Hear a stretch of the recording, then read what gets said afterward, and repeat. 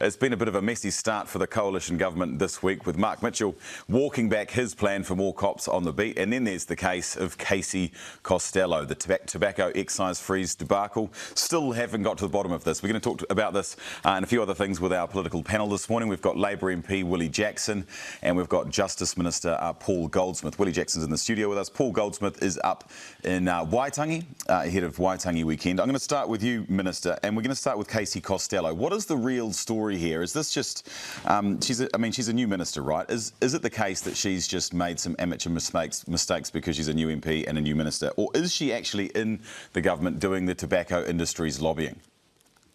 Well, I think we can quite clearly say she is not doing the latter. She's very focused on continuing to see the improvement that we've seen over the last few years in reduction of smoking rates. And there's been a lot of confusion and misinformation recently. You talk to people and they think that the government has completely dropped the smoke-free legislation. That's not the case at all. We're continuing with the legislation that's worked very well over the past few years. New Zealand's smoking rate is dropping substantially. We're on track to get to our goal of only 5% of people smoking regularly. And what we're not doing is the excessive extra things that the previous government of Willie Jackson was going to do, and so we've scrapped that. But the fundamental laws that we've had in place for a number of years now are working well, and that's what we're continuing. I mean, those excessive things, though, that you accuse Willie Jackson of he was going to do in government. Some of those things are what the tobacco lobby were completely against, and some of the talking points are the same as what Casey Costello's talking about. Why doesn't your government and her office just release all the documents, and so it's fully transparent? We can put this issue to bed. It seems like she's trying to hide something.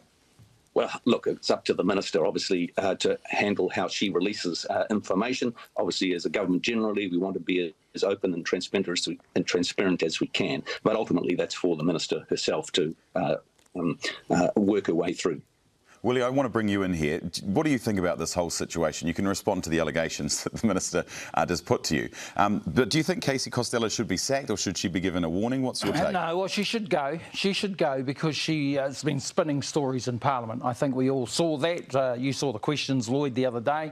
Are you telling the truth? Well, at this particular time, I was telling the truth. You and I both know, Lloyd, Goldie knows too, she's doing the bidding of the tobacco companies. Absolutely no doubt about it. The tobacco companies are absolutely this government is tainted with tobacco companies. As you know, Lloyd, Chris Bishop, good friend of Goldie's, used to work for the tobacco companies, for Philip Morris. He was a major bidder, and so obviously this government is totally tainted with the tobacco companies. Disgraceful, really, that they are carrying out this type of process. And we had smoke-free legislation, Lloyd, that these guys have abandoned. You know and I know they've walked away from things. Here we've got Goldie saying, oh, this government goes too far. Oh, reducing the retail shops is going too far, is it, Lloyd? Denicotizing things, that's going too far. Goldie, you know and I know this is an embarrassment. You're totally tainted by the tobacco companies, and people are asking questions about funding. I mean, what about tobacco company funding? Always somewhat fast and loose with the actual words that he uses. I think Lloyd, hang on. I think Lloyd, who do you agree with? Minister, there's a lot of accusations coming out of Willie's mouth just then. Can you respond to them? Because I mean, it's pretty hard for you because you're a national MP. You're having to defend New Zealand first. Is it kind of hard having to do that? Look, you just go back to the basics. What are we trying to achieve? We're trying to achieve the reduction in smoking rates, and that is happening. We have been extremely successful as a country in reducing the number of people smoking, and that's based on the legislation that's been in place for a number of years, which we are not changing. Well, so you're throwing it out, Goldie. You're throwing it out, Goldie. Willie's on the TV talking complete nonsense, saying that we're scrapping the smoke-free laws. We're not. That's an embarrassment to New Zealanders. Okay, you already know this. We've got worldwide acclaimed legislation. These guys are throwing it out. It's a disgrace. I can't wait for both of you to actually get in the studio. There'll be fisticuffs. Let's move on. Let's move on to Waitangi as well. You're up in Waitangi. You're in the Copthorne Hotel up there. Nice hotel up there. You're there ahead of the commemorations. Have you met with Ngā Puhi? Is that why you're up there as Treaty Negotiations Minister? Yes, so spending a number of days. I've been wearing, I've got a number of ministerial hats. Today I'll be meeting with the iwi Leaders Forum on the justice side. There's many issues that we're wanting to talk through there. Yesterday I was meeting with various hapu from the north in the treaty negotiation space. I've also been visiting some of the wonderful heritage places as arts minister that we have up in this part of the country. So yes, we're talking, we're listening, and we're expecting to have a very fruitful day, a few days of discussions. What kind of reception have you personally had from iwi up there, given your government's policies?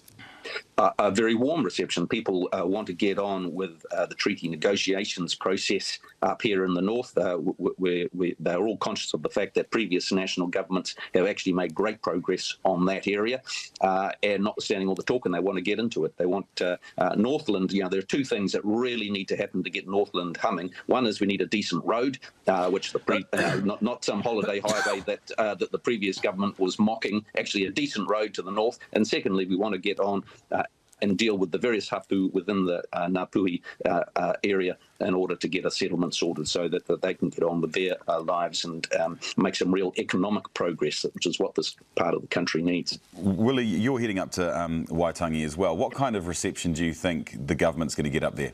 Well, I hope they get a terrible reception. Hone Harawira promised that they were going to get a very negative one, and they deserve one. It's good Goldies up there because, as you know, the National Party were confused over whether Goldie was a Pākehā or a Māori there a year or two back. But we know where well, that's a fact, Goldie? They thought you were from the Māori Goldsmith side. But the reality, Goldie's a good man. He's there with the people. He needs to apologise to them, Lloyd. He needs to apologise to them for embarrassing previous National Party Prime Ministers. Good people, great people like Jim Bolger and Jenny Shipley who've come out against this terrible treaty principles bill that his good friend David Seymour is pushing, because David Seymour apparently knows more than every other Prime Minister, judge in history. Apparently he's like the Donald Trump of New Zealand politics, Lloyd. So you've got Seymour waffling on about a treaty principles bill. That Goldie, you're embarrassed by that bill, aren't you? I mean, absolutely embarrassed.